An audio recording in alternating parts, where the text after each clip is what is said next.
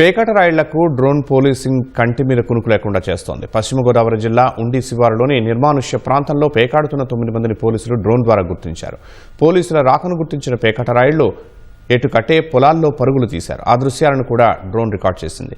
పోలీసులు పేకాట ఆడుతున్న వారి వద్ద నగదు స్వాధీనం చేసుకుని కేసు నమోదు చేశారు.